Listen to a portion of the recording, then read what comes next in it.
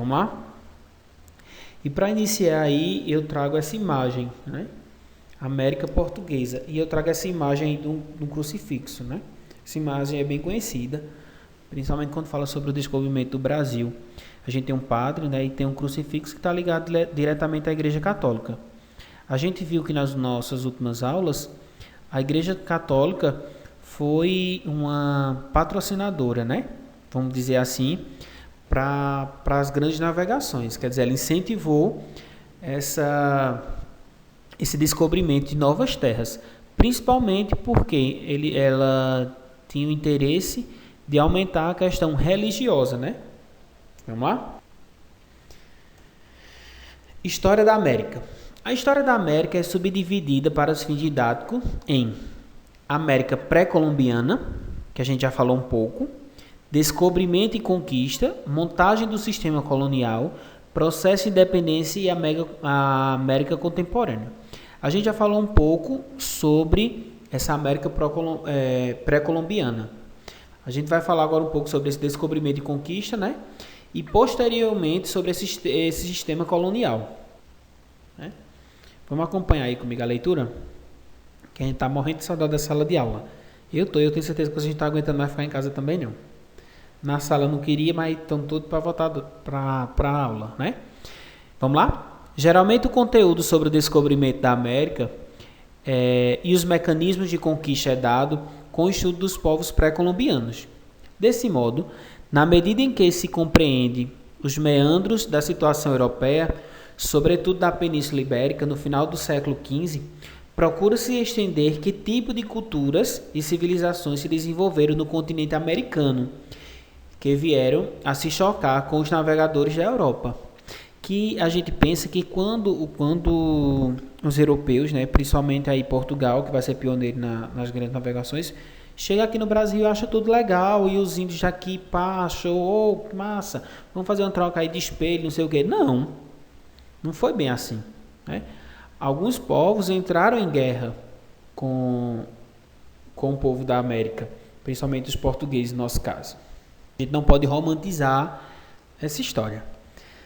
Nesse sentido, no ano de 1492, foi um marco tanto para a civilização europeia, quanto para as civilizações que já habitavam o continente americano, antes da chegada dos europeus. O navegador Cristóvão Colombo fora financiado pelos reis da Espanha, né, Isabel e Fernando, para lançar-se a navegações da Oceania Atlântico, com o objetivo de chegar às Índias, feito a gente viu, né, que eles tinham pretensão de chegar às Índias, principalmente por causa das especiarias que as Índias vendiam diretamente para a Europa, estabelecendo assim uma nova rota comercial. A partir dessa nova rota, Colombo acabou descobrindo o novo continente, que à época foi denominado de Novo Mundo. Os povos com os quais os espanhóis travavam contato e a posterior conquistaram foram os astecas, maias e incas, né? Os espanhóis chegam através de Cristóvão Colombo e descobrem toda a América, e o povo espanhol vai ter contato diretamente com os astecas, maias e incas. A colonização espanhola foi a primeira a efetivar-se em solo americano.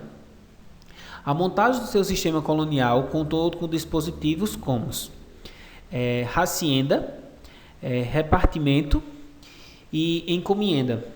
A extração de metais preciosos e o estabelecimento de agricultura com base no plantation, né, também foram determinantes na colonização espanhola. A colonização portuguesa também se efetivou ainda no século XVI, porém com diferenças muito acentuadas com relação à espanhola. Todavia, esse conteúdo já está incluído na matéria de História do Brasil. E a gente vai fazer uma pequena divisão nas próximas aulas. Em uma aula a gente vai falar sobre a colonização espanhola, mais detalhadamente.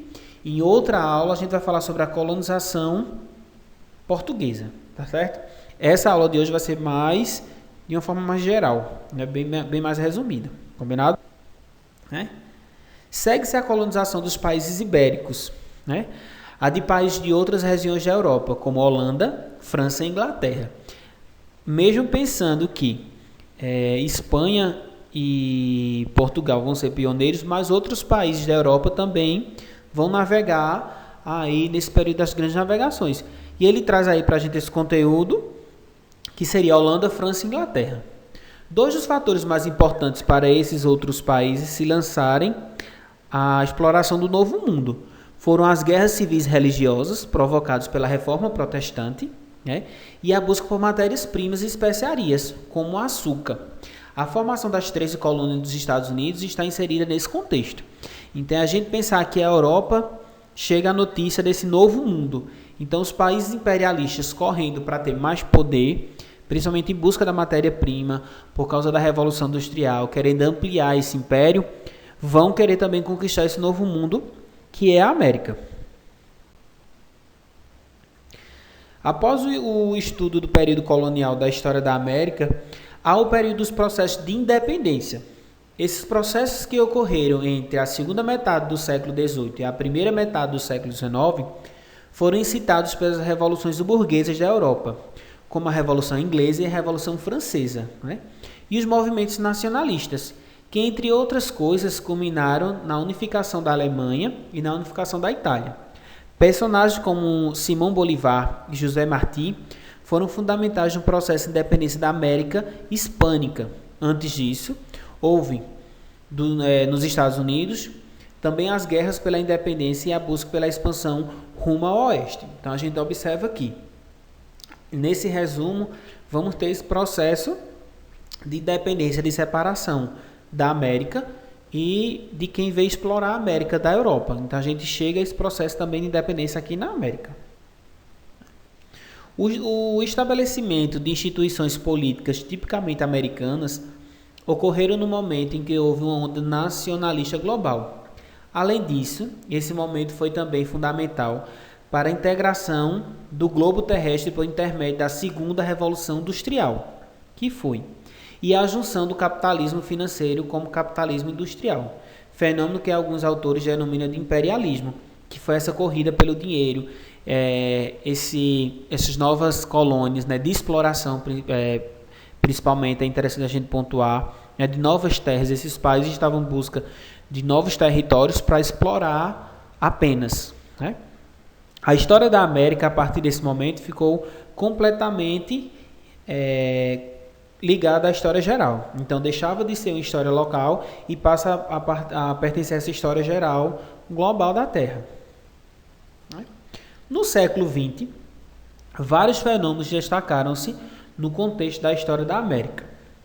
Temos desde a Revolução Mexicana, né, que fica aqui na América do Sul, a entrada de países como os Estados Unidos e o Brasil na Primeira Guerra Mundial, a penetração de ideias políticas fascistas, anarquistas e comunistas no solo americano, cujo momento significativo foi a Revolução Cubana, né, que fica na América, até fenômenos como o populismo latino-americano, as ditaduras civis militares, que inclusive aconteceu no Brasil, durante o período da Guerra Fria, e o processo de redemocratização, sobretudo após o colapso da União Soviética. Então, é a gente perceber que a história da América ela vai estar ligada com todo o contexto mundial. Eu trago aí para a gente um mapa, né, de 1990 da América.